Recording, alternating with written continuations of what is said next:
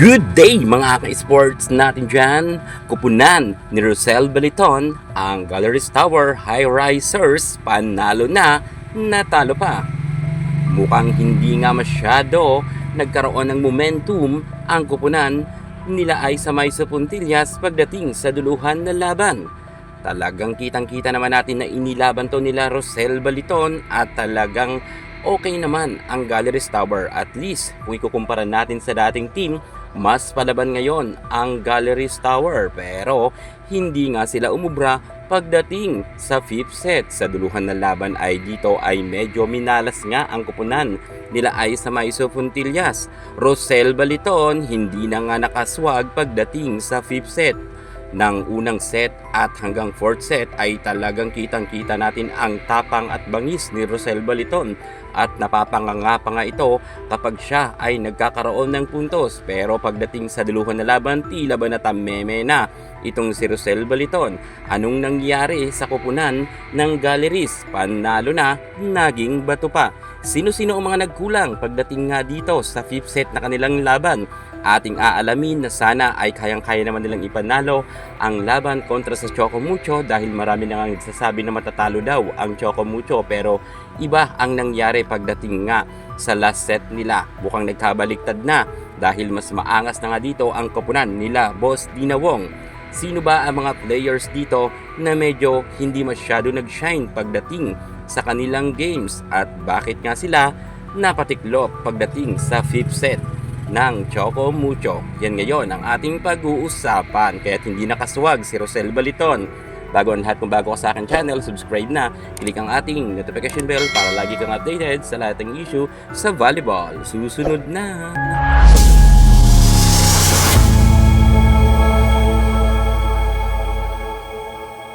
Choco Mucho, ginulat ng Galleries Tower High Risers kung saan ay tila ba natameme nga dito sa unang game ang nasabi nating Choco Mucho at tila ba basang-basa nga sila ng Galleries Tower at kitang-kita naman natin na talagang nahirapan ang kupunan nila Sisi Rondina. Buti na lamang nga dito ay nag-shine sila Picaña at ang ibang mga players ng Choco Mucho at hindi nga inasa kay Sisi Rondina. Kitang-kita naman natin na talagang tinirabaho to nila Ea Laure para nga maipanalo nila ang laban. Alam kasi naman natin na kinakailangan talaga na manalo ng Choco Mucho kung ayaw nilang malaglag nga sila dahil isa nga sila sa may chance na baka matanggal dahil nasa mababang pwesto sila.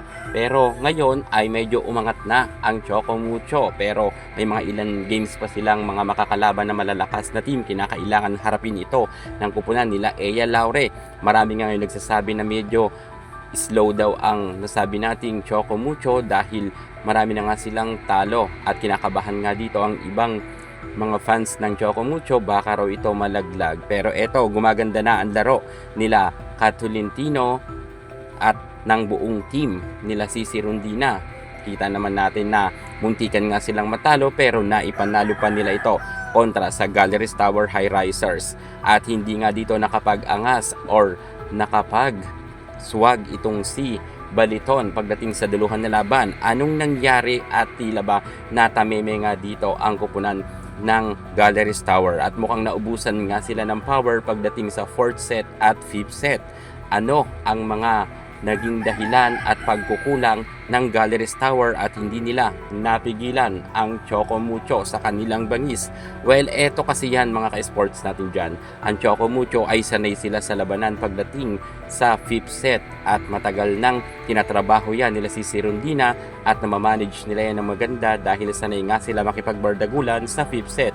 At eto naman yung mga nagkulang na players pagdating nga sa Galleries Tower kung bakit sila napatiklop ng Choco Mucho. Eto na nga yung mga players na hindi nga masyado nagkaroon ng ambag or hindi sila nagkaroon masyado ng double digits kung ikukumpara nga natin sa Choco Mucho na halos karamihan ng mga players dito ay nagkaroon nga ng double digits at nag-shine nga ang mga star player ng Choco Mucho. Pero sa Galleries Tower ay iilan lamang dito ang talagang umariba sa kanilang scoring machine na players ay hindi talaga sasapat ito para mapatiklop nila ang kupunan nila si Rondina. Ang mga players ng Galleries Tower na nagkulang ipinasilip na.